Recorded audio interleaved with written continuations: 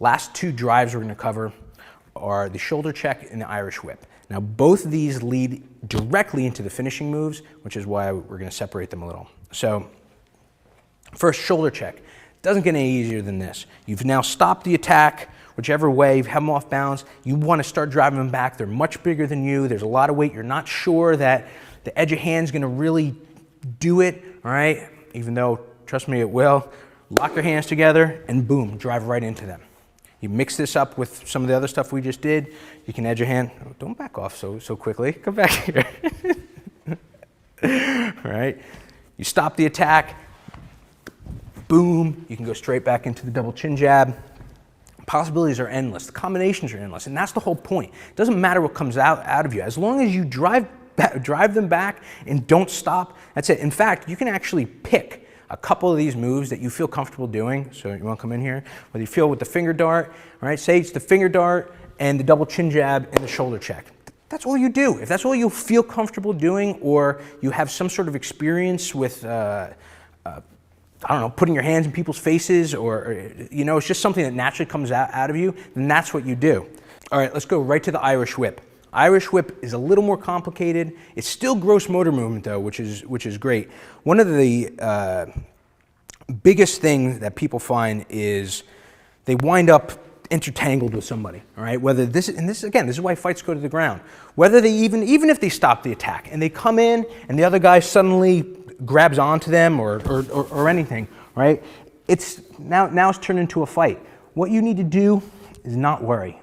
You need to still drive them back. Now, however you decide to do this, it's fine. Whether you do the shoulder check, the double chin jab, once you see something open, you grab it, right? You grab that wrist, two hands, you go up and you go down, all right? This is a perfect bridge into the arm break finisher, which we're gonna cover in a little bit.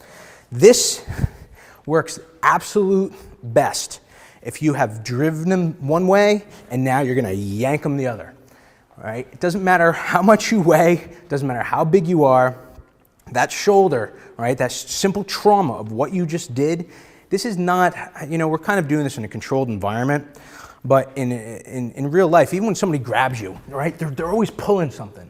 So the whole point of that, you have now, start over here, you've now, come on in, you've now stopped the attack, you've driven them back, you've hit them, and now you yank that arm in, all right, you have now totally taken them off balance both different ways.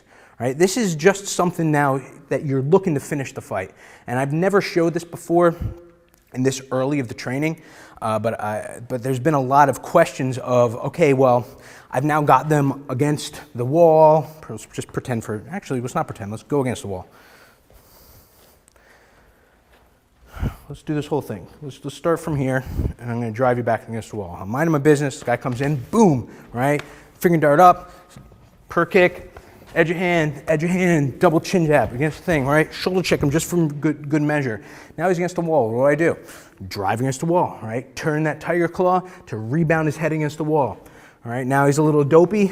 Get that arm, boom, all right? This itself, just this motion, doesn't matter whether you, all right, there's some of you might be watching this have a keto experience where you can bring it across your waist, you can bring it down, you can bring it behind his back, just up and down, yank it as hard as you can to give that shoulder and that elbow some nice trauma. Then we're gonna go into arm break as one of the finishers. The grab for the Irish whip is nothing special. It is literally just like everything else. Just go and grab. If he's grabbing you here as you're driving him back, go ahead, just grab me, whatever else. Take that arm, pick it up, and snap it down. Nothing complicated, just hand over hand. Doesn't matter whether you grab it like this. It's just that the strongest grip you're gonna get and the natural grip that's going to happen is automatically gonna be like you're grabbing a baseball bat.